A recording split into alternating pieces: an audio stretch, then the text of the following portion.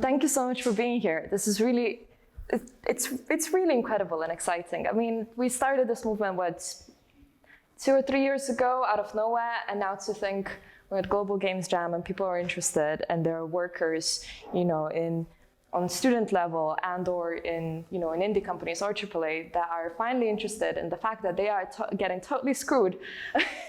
Really, and the industry has been really, really brutal, but we don't really often talk about this. So today I want to get into that. So I'm going to introduce myself a little bit, and then we'll get straight into what I'm talking about. Oh, of course, I'm changing things here. So this is sort of the rough plan what we're going to be learning today. So first of all, what is Game Workers Unite? And I represent the organization. I've had the communications for it.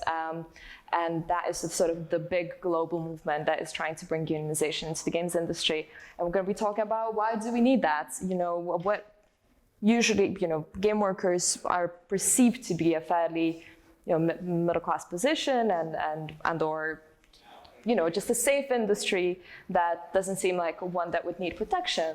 So we're gonna be discussing why is it that exactly game workers really should be looking into unionization and why unionize. Surely, especially employers will tell you there are many different ways of improving the industry, but not unionization, of course. Don't go there. We can fix things in-house, etc. So we're going to be discussing why that is not necessarily the best way to go. And also just like so this is the kind of more dodgy parts where I put on I take off my Game Workers Unite hat on and I put on my social anthropologist hat or whatever, and I discuss what is the bigger, wider political project here, what is the ambition here, because really unionization is, as I see, is to me personally a tool towards a much wider, as I say, political project in gaming and kind of wider liberation of the people as such. I just want to also sort of broaden it out a little bit, not just talk about work conditions per se. And so precisely why does Game Workers, how does GWU, by the way, I'm going to be saying GWU from now on probably instead of Game Workers Night. There was a whole voting as well where how many of us, about 600 people of us in the Discord had to vote whether it's GWU or GWU, because people in North America especially decided that GWU is GWU, which to me just sounds off. It's just sounds like some disease, I don't know, but all Americans were just calling it GWU, and I'm like, how lazy can you be? Just roll your tongue a little. But anyways, we won by 70-30 or so now it's officially in brand guidelines as GWU. I'm proud of that, that's my achievement. We're going to be talking about how this precisely GWU fit into this broader strategy of liberation. And then obviously, what can you do? What are the tools that just workers in the games industry have, whether you're a student, whether you're an indie company, whether you're in AAA. Cool, but before all that, I do want to introduce myself a little bit, how come it is me that is giving this talk. So I've been very lucky enough to be at the birth of this movement, but the reason why people trusted me and voted me in as being the head of comms for the organization was because I had a broad portfolio of work to do with games and politics, and my politics were always very much I suppose part of my demeanor and how I present myself in the games industry, which can at some points be very liberal, not in the most interesting sense. So I've been lucky enough to write for The Guardian and Games Industry Biz and Vice, etc., and do all these guest lectures and judge awards and stuff. And I've been blessed enough to be nominated for some stuff. No money in any of this, really, just sounds fancy. But also it's because really most of it is because I have this little show called Left Up. Here it doesn't seem like I have a lot of views, but it's because I treat YouTube as an archive. Really, I do. They're all Twitter-based, mostly my videos. And there I get tens of thousands of views. So I'm doing better than the little metrics that you can see here. And as you can sort of see, all my themes are to do with games and politics. So how can the events that are happening within gaming communities reflect or show or demonstrate the tendencies taking place in the wider world, as well as the other way around? How can we recognize in the milieus in gaming when certain political ideologies are kind of trying to really disperse themselves in that enclave. So these are the sort of issues I tackle. I also talk about policy. My Guardian article was about Brexit and stuff like that, and Brexit and the games industry. So many different things. But it's because of that portfolio, I suppose people were trusting in me to do a good job in representing the organization, though, and I always maybe push it a little bit more to the left than it should, but it's fine. But today we're here to talk about Game Workers Unite, which is, I've been lucky enough to be, as I say, elected, and my tenure has, during my tenure, we, almost quadrupled our reach, which is great. And Game Workers Unite is a broad-reaching organization that seeks to connect pro-union activists, exploited workers, and allies across borders and across ideologies in the name of building a unionized games industry. So we're building a pro-union solidarity across disciplines, classes, and countries. And the organization was born in 2018 during the during the Game Developers Conference in San Francisco, when IGDA, or IGDA, depending on how you pronounce it, decided to, very foolishly, do a panel about how unions is not the way to improve the industry. Not very Machiavellian of them, like if you wanna deflect the issue, you don't just go like, this is why we should not be doing this. So a few people got together, and actually Scott Benson, the creator of Night in the Woods, designed this wonderful logo, #GameWorkersUnite, started trending worldwide, and a bunch of activists, sadly I wasn't there, I was supporting on Twitter from London and stuff, just went into this panel discussion, shut it down, and really were bringing up their stories, their horrifying stories about pain that they suffer whilst working in the industry. And it could have just died down. It could have just been like a flash in the pan, #1 event, whatever. But no, something was brewing. After 40, 50 years of this young industry, people really had enough. We had no structures whatsoever for workers to be talking about the really sometimes horrifying abuse that they have to deal with within the industry. And so so GDC came and gone, but people started organizing online. And Discord chats, Facebook groups, Twitter hashtags, etc. What usually, again, can end up in collectivism, really became something so much bigger. And now, well, actually, even this is a little bit out of date, this map, because it only shows 2 legal unions. But now we have 30 chapters across the world in 5 different continents, some more active than others, and we have 4 legal unions. So that is Game Workers Unite UK was the first one that was born about a year ago. People are organizing in South Korea. Ireland now has a legal union. France has a legal union, but France is a little bit different. It doesn't come from Game Workers Unite movement. It has its own history. And very recently, and extremely I'm just incredibly impressed and excited that North America, and specifically United States of America, have announced that they have found a really radical, awesome tech union that they're going to be establishing legal unions with. And our founder, Emma Kinema, Game Workers Unite founder Emma Kinema, is very intimately involved with that and is absolutely kicking ass there. So, and again, all these different chapters, these are workers that mostly just met online, or perhaps they went to some chats at the pub, or etc. And then they contacted the Game Workers Unite, being like, okay, we want to organize. How can you help? And we usually, connect them to a training course and some local journalists, etc. And then their chapter is born. And as I say, some of these are more active than others. Some already have legal unions, and some are just, people that may be meeting up once a month and just talking about their issues.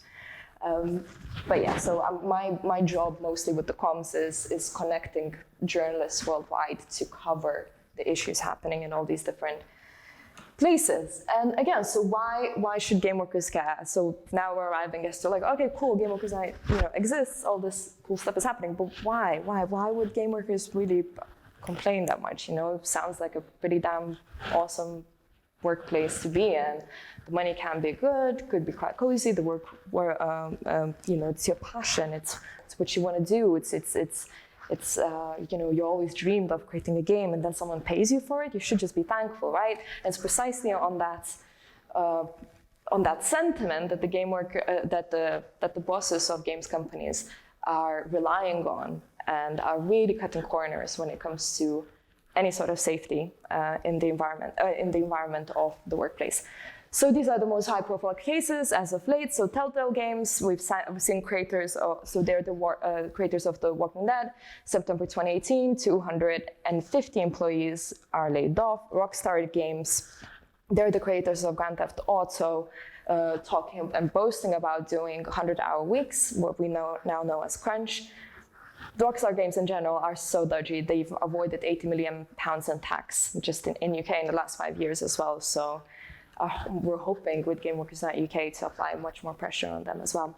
Riot Games employees walk out over workplace harassment lawsuits. More than 150 workers at the developers in Los Angeles HQ joined the protest, and that was the largest such walkout in the industry. Now the women that were involved in this lawsuit that actually became a lawsuit are eligible to close to $40 million in compensation. And again, it wouldn't have happened if there wasn't a really big, I suppose, movement within the workers to really share that solidarity together. ArenaNet, abrupt firings of narrative designer Jessica Price and Peter Fries, just for them being like fairly outspoken on Twitter. So, again, every game developer is really very, very interchangeable. And I think more and more we're seeing that, but if we create solid contracts, that can be challenged a little bit.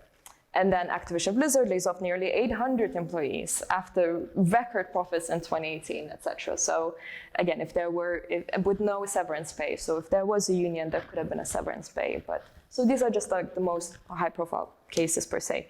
But talking about more granular level, more, I suppose, boring side of things. Again, what are the biggest issues that are facing game workers? There will be quite a few. And number one that we see a lot, but it's also used a lot of the time as a bit of not scapegoat, but like as a threat, is outsourcing. So many people fear this one, right? We see more and more companies laying off their staff, let's say in the global north, and then hiring them in like Eastern Europe or global or Southeast Asian countries, etc. And they use this a lot of the time as a threat that like, oh guys, don't unionize. I think that's very much overblown because more often than not, bosses actually, but it does happen, but bosses, they don't want to move. They prefer stable countries, stable economies, etc. And a lot of the time outsourcing is used more of a fear-inducing exercise rather than actually happening that much. But it's still, again, if you are more unionized, you can stop that stuff with a lot more vigor. Then obviously the big one is crunch. Many of you will know the term, perhaps, that is mandatory unpaid overtime. And it's a very, very common practice in games.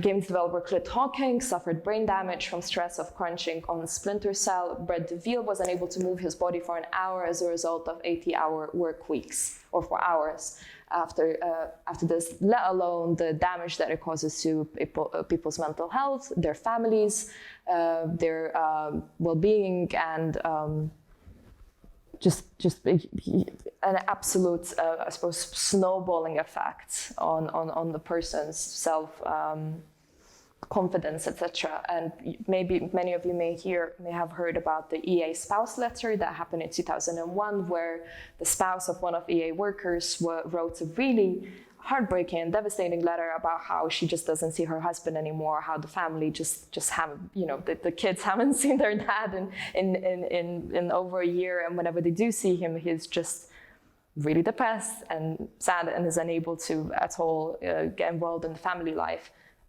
After that letter, there was actually a class lawsuit. Is that how you say class action lawsuit? No, the class action. Anyways, there was a lawsuit, and actually the EA spouse and people around them won a compensation, again, because they spoke out. But the crunch is huge, and crunch, what is really most frustrating is that recently we have seen it being used as a sign of boasting of how great your game is, So again, going back to Rockstar and the boss boasting how their team is doing 100-hour weeks, that just shows how great our game is. But it's getting nipped in the bud. More and more we're seeing actual games industry media calling this out. And even whenever for instance, Doom got delayed, the big Doom that is coming out in March, right? Which I'm really looking forward to. It was meant to come in November, but the team announced, and actually the press release was really fairly impressive. They were like, we don't want our team to crunch, so hence we're going to delay it. And I think seeing more and more of a conversation and calling out the companies around this is a really, really hopeful sign. And again, I think it's just because we have really changing the hegemony and the sort of understanding of the culture of the games industry, and that's so recent, and I'm pretty proud of it all. 0 hours contracts, very prevalent in the UK. Probably you will know what they are, and more we're seeing them being introduced in the UK games industry. So instead of getting given a full-time contract, you will be given, this is especially prevalent within the QA departments, so quality assurance. Where workers will not know whether they're going to have shifts next week, and they can't really plan their life around these issues at all. So we are trying to, Game Workers Night UK again is going to build a strong campaign to force companies to really give either full-time or part-time contracts, and/or give a choice to the worker whether they want a 0 hours contract or not. Again, the sort of gigification of the games industry is something that we're very much experiencing right now, and it's pretty heartbreaking. Speculative labor really fits the problems that we're seeing with 0 hours contract very closely. So I actually didn't know this term until fairly recently when I saw, again, games companies doing that. So what they will do is that they will pretty much announce a competition, for a design and/or a problem, and then they will ask for people to submit their solutions, I suppose, and then they will pick the one, and that will be the winner, perhaps, and maybe they will get paid, maybe they'll just all be for exposure or whatever. But again, so we're seeing a rise of that, and that definitely needs to be nipped in the bud because it's unpaid labor. The whole conversation of exposure is, as you know, absolutely embarrassing, and we need to definitely challenge that as soon as we see it. That is a growing issue, and we're hoping to get rid of it soon. Also, relatedly, back in the day, I'd say games industry was more keen to offer full-time contracts to their employees, but more and more we're seeing the downgrading of that. So companies will instead just employ a bunch of freelancers instead of really having full-time employees, which, as you will know, affects the ability of the employer to be able to get sick pay, holiday pay, and pensions. So, the basic social security needs that I suppose a respectful workplace would offer. So we're seeing less and less of like a full-time games industry employee, and more this absolute integration of what a contract or what security can be. So I'm always really devastated hearing of the numbers of students graduating from, especially here in the UK, from games courses. I think it's something amazing, like 8,000 students every year in UK finish as game workers, right? Most of them, well, not all of them will be able to have the jobs, but again, I think they have this vision of the games industry as a secure workplace, and it's just, not only that's not necessarily the case, but more and more we're seeing that being completely eroded, and we just need to challenge that whenever we see it. Mass layoffs, of course, that is a growing concern where games companies will just, finish a product and just lay off the whole team, bye-bye, no questions asked. Devastating, that only increases the pool of them people unable to find jobs, etc., and it can have incredibly damaging effects on your mental health for years to come. So this is a very games industry specific thing, and again, we're hoping to address that. Deflated wages, again, they actually see some statistics of how much games industry person was able to earn back in the day and how it is now. It is very much on down because employers are so relying on the fact that we have these new pools of students. We can't just, perhaps lure them with like a golf table, mini golf table, or like a bar in the office or something cutesy like that, but actually pay them very little, So sometimes you'll see all these lovely, colorful offices and maybe, Friday drinks, etc. But behind that, a lot of the time, behind the cutesy aesthetic, they're actually very brutal working conditions.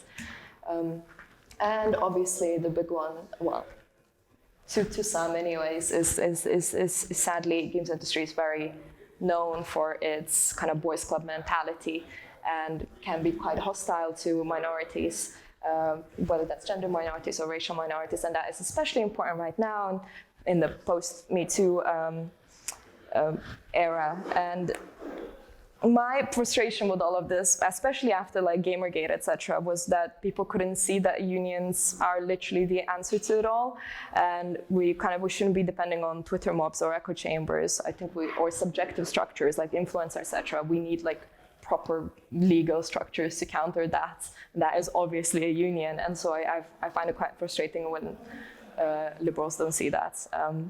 But yeah, right now there's not really any protection from harassment, but there should be. Or for instance, I think game companies should even offer mental health support to their workers, etc. So again, all of these issues happen all the time, and any worker that has worked in the games industry long enough would have dealt with any one or more of these at least once. Yeah, sure, but okay, again, why a union law?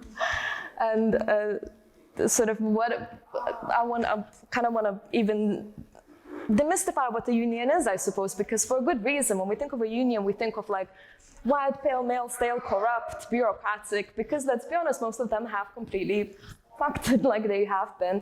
Obviously, there's a history to that. There's Thatcher, neoliberalism, and Reagan, and a very, very active dismantling of a union mentality as well as structures, practical structures, but they're not helping themselves. They've also have been just kind of terrible. And I want to, so Game Workers Unite doesn't only want to challenge the games industry personally, and I think many of us in the movement, we want to challenge what unions can be altogether, because they need to step into the 21st century. And so,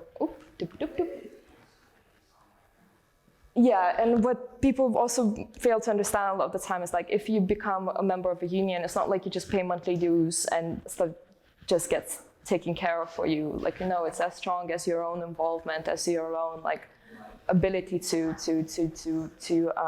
relate to your fellow workers. So, sort of anecdotally, in Game Workers Unite UK, sometimes we would see, people disagreeing with the kind of techniques that Game Workers Unite UK would be taking, because they could be quite radical. And it's just like, no, us all, why are you now with the bosses? No, please support us, please support the workers, And so that is very, very important. So our unity is strength. So this is really important to understand before you join any union. But again, what have they ever done for us? Well, actually, they have done a lot.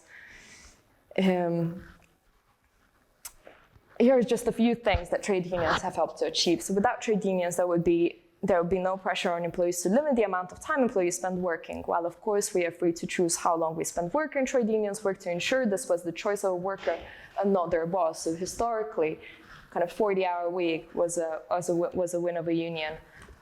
Paid annual leave. So this is European Union rules introduced the basic legal right to paid annual leave. It is trade unions across the continent that fought tirelessly for this and continue to press for enhanced entitlements over and above the basic EU provisions. Today, the first day when we are out of the European Union, obviously maybe this needs a bit of updating, and we need to be very vigilant to see what this conservative government is going to do with the workers' rights. But something like paid annual leave was purely achieved through lobbying from the trade unions. Same with parental leave. Unions want the right for workers to have paid holidays, and the average trade union member in the UK gets over 25% more annual leave or parental leave compared with the non-unionized worker. Minimum wage as well, achieved by the unions, also just provides that, again, the structure. So for instance, where I work at Tate Galleries, we have a quarterly meeting with our bosses as a union, just to really see where we're going, how are the workers feeling, and there are always constantly surveys, etc. And so it just provides that actual bridge of communication of seeing, okay, how are things going? That's not just HR, because obviously HR is always going to be on the side of the bosses. You always need that independent body. And obviously it depends on the union. Yeah, and again, the unions have also given us the weekend, and union workplaces are 50% fewer accidents happen in unionized workplaces. So local safety reps deal with issues ranging from stress and mental health issues to hazardous substances. Yeah, so also just like you can get advice on all sorts of stuff, whether that's to do with just your personal stuff. The union, usual union, will have a legal service provided for you. These are just some of the myths that obviously get to be thrown at unions, and I want to kind of dispel those. So unions do lots of other things. Striking is just one type of industrial action, which in turn is just one of many tools that trade unions use to secure better conditions for members. Often strikes are a last resort, only if employers won't negotiate reasonably. It's the sort of thing that workers will decide themselves. Only if the workers decide, only if they vote, or get a ballot and vote, that they will strike, that we actually get to that. Workers are destroying the economy, obviously not, because higher wages mean more taxes, etc. And the thing with trade unions paying their members to come on strike, sometimes we have strike funds. That is a sign of a healthy union, of course. That is very important, because otherwise people are like unable economically to leave their job in order to support their fellow workers. And the last one, the unions do nothing for ordinary people. It goes, actually, this one might be true, except for paid holidays, maternity rights, paid sick leave, bringing an end to child labor, fighting for equal pay, better health and safety conditions, fighting workplace discrimination. Seems like the unions have done absolutely nothing, not to mention great members' benefits, including legal and financial advice, free will service, discounted insurance and shopping, helplines, and death and service benefit. So this is PCS throwing bars. Love it. Okay, so we're kind of done. I'm hoping I kind of, gave a few good lines as to why unions are actually of use. Again, really, really depending on the union. And now I want to move on as to what is the wider political project that I see with Game Workers Unite, because it's sick, it's happening, it's fantastic, but it's bigger than just the unionization movement in my head. And this is kind of like, as I see now, I'm taking off the GW hat on and putting on my left up hat on. And yeah, we're changing what's been possible. It's a complete change of hegemony of how we understand the industry. We even are talking about cooperative structures these days. Like, how sick is that? And also just a change of relationship between workers. So for instance, to me, the most important work that the union can do most of the time, and or how it can even begin, are those moments of, for the first time when you approach a colleague and you go yeah, that boss, it's kind of bad. Let's go for a drink in the pub, and maybe discuss this. So that solidarity that the proletariat kind of finds between each other, and maybe go to a pub and start really thinking critically about the fact that they're the ones creating profit for a company. So it's not like they're lucky to have a job. No, their work creates value, and that value is turned into profit, and their labor, anyways, is turned into profits. And there is an imbalance of power there, and I think workers understanding that and beginning that solidarity between themselves, that to me is so precious and so necessary right now in this world, when all we're doing is we're blaming, the other, the migrant, the woman, the trans person, or whatever. I think it's just a very, very important moment, and more seeing that in the games industry is really optimistic, because it's full of young people to whom I think we really need to reintroduce these values, because we have failed doing that as progressives in the past couple of decades altogether. So seeing, even people thinking about these issues when the Blizzard workers, the Blizzard streamers were speaking up against the oppression of people in Hong Kong, etc. We're seeing gamers bit by bit using their voice for a better tomorrow. And to me, that's extremely exciting. So that's the kind of internal change of the culture, which I'm really excited about. And then internationally, that is kind of the big one, and that is pretty much why I'm personally really, really interested in involving myself in this struggle, because more and more I've seen people literally get in touch with me and go I used to be all-righter, Gamergate or whatever, but then I read about class issues and kind of socialism and stuff. If you want, I'm an anarcho-syndicalist, it's a bit of a different strand, but and they actually go actually something lit up in my mind, and I've changed my opinions, which is extremely exciting. And I think more and more, if we can show that it is not through the othering of as I say, the migrant, the woman, etc., that once material conditions improve, but no, it is through material organizing between the working classes as such, that one can actually get a better tomorrow. So if we can establish that solidarity, that I think, especially amongst the very, very cynical sides of the games industry, I think there's something really interesting that could be that. And also, as I say, revitalizing the broad trade union strategies. So the union that GWUK is part of, Independent Workers' Union of Great Britain, it's only, I want to say 5 years old, only has like 7,000 members or so, but it's tiny and it's radical. It was founded by workers from South America who have seen it all, have seen their trade union buddies being killed by the governments, etc. So to them, organizing here in the UK is kid stuff, and they're radical, they're on the streets, they're loud, and they're horizontal, and they also do sick salsa parties. So they're not one of those huge bloated unions like Unite and Unison or PCS even, but they're small, and they really, you can tell where your membership fees are going. So to me, that's the future of the new trade unionism, as we call it. There is actually a term to it now, the new trade unionism, which has to happen, because otherwise, if we're going to have the unions that we've had of the yesterday, we're doomed. Obviously, as I say, kind of internationally, we want to also think about how unions can help liberation of women and or addressing their material inequality in today's workplaces. And that, to me, that's kind of like my pet project. I don't know, I'm really interested in addressing the fact that the only reason why we can even have our awesome games industry careers here in the West is obviously because it's predicated on the terrible abuse of the workers in the global South, where our hardware gets created, right? So whether that's mass genocide and rape in the Democratic Republic of Congo to get the minerals, or factories in Foxconn, where workers are paid like $3 a day to create all of this. I hope that if we can create a strong union movement in the West, especially with the software developers, etc., that we can push it upwards to then address the terrible plight of our colleagues. I see them as our colleagues in the global South.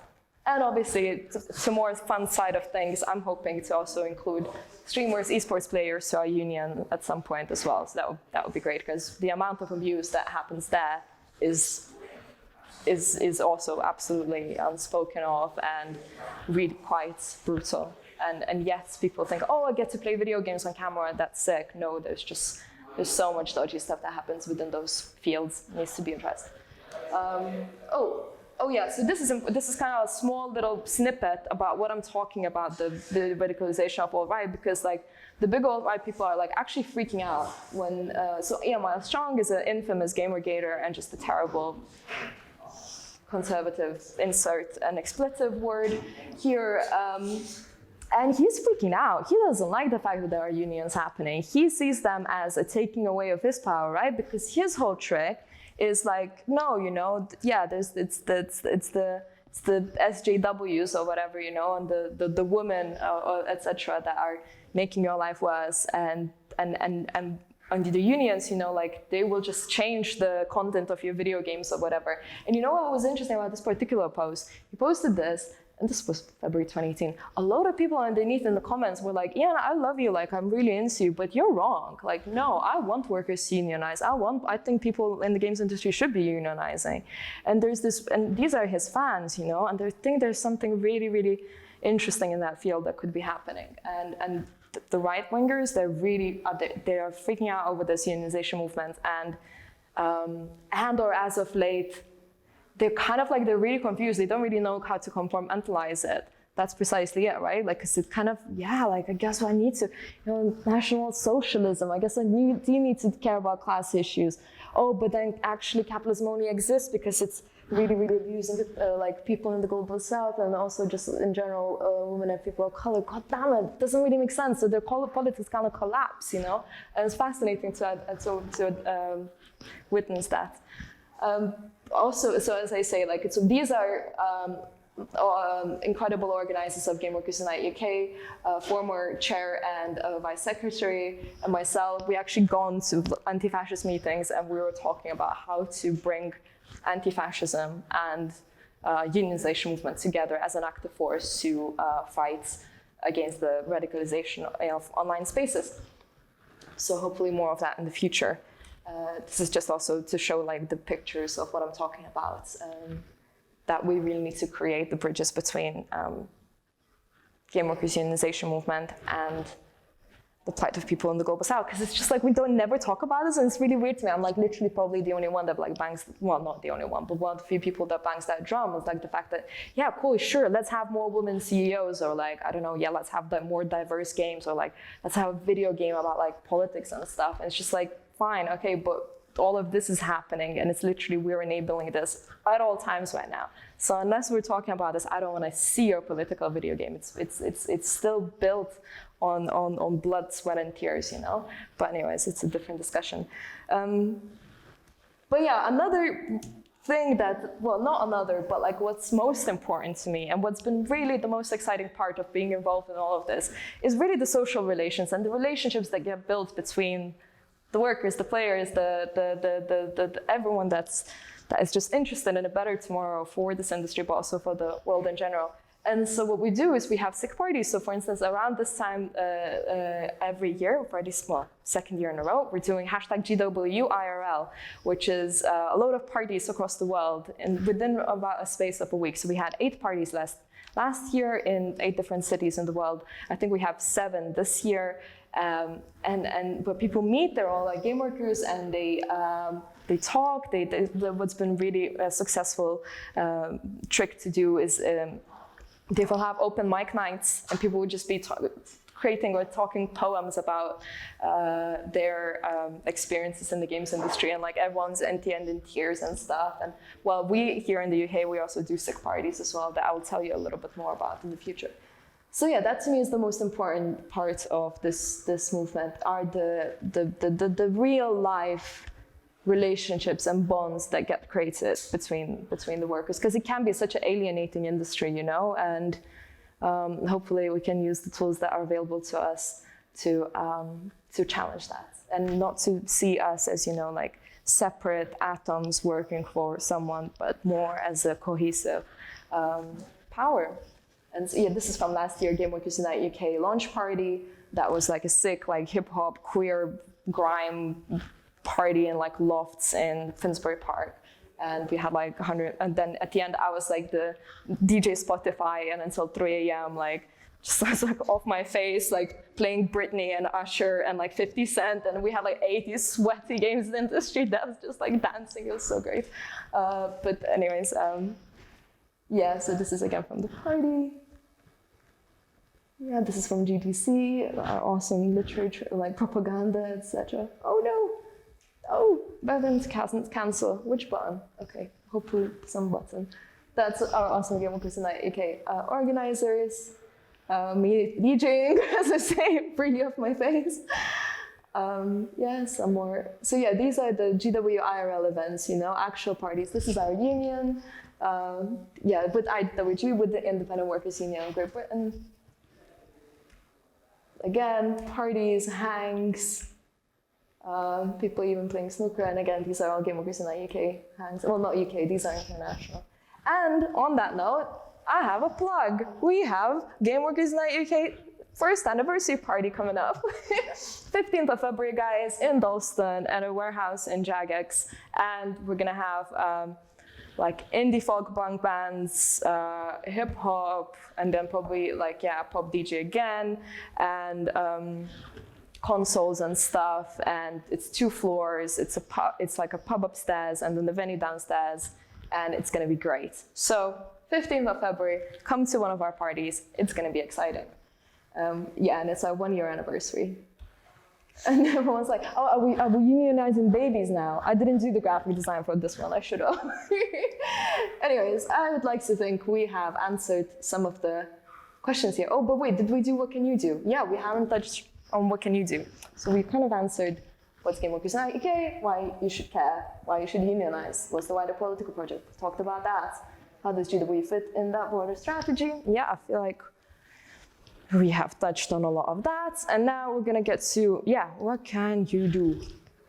So, Whether you're a student, maybe you can do that within your university space, or if you're already working in a company, just organize just a small social, maybe pub drinks or something, just to check the temperature of the organization and to see if there is a space or a desire to address your working conditions.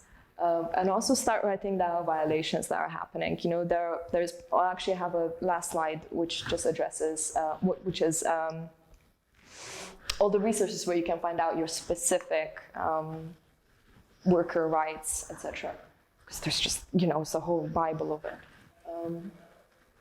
So help unionize if you can, and or get involved with the chapters on Discord, Game Workers Unite. You can literally just join the Discord and see how people are doing. Like, we have 8 regional chapters across UK right now, and so people across the country are getting together. Yeah, and also really important to just spread the message across the players that you will have better games if your workplace is happier. If the workplace of your favorite games is happier. Yes, we also. So of course, please follow us on all the social media, etc., and signal boost that. But also, what we're trying to do as well is signal boost strikes for all the other industries. So there were people in the Wetherspoons that were on strikes, on McDonald's, TGI Fridays, etc. So we're trying to really create a solidarity between all the different disciplines or workplaces. We are often as precarious as McDonald's workers, literally. So we need to really create those connections. Also, tech workers are organizing as well, so that would be a fascinating thing to see. That's what I'm saying, the other industries. And most importantly, and that's what I try to stress all the time with the work that we're doing, is have fun, organize, but have fun while doing it. We are at the beginning of something very special here, and we need to think 5, 10, 20 years ahead. Sometimes you get bogged down and get really burned out in the little thing that you're doing now, and maybe some campaign fails, or someone scabs, which is the most heartbreaking thing. But again, we need to be building structures and image and projections and ambitions for many years ahead, because unions, they're there to stay. That's it. You can't put that genie back in the bottle. They're just gonna happen. So we might as well, form them to be the rad things that we want them to be. And gaming is the biggest cultural outlet there is, and so there's so much scope for building an influencing culture. So let's do it. And these are I don't know if you need to take a picture or whatever, but these are all the working, law that you would ever need for that's very specific. And I guess that's that for me. And I'm kind of on the dot as well, which I'm pretty happy with. Thank you.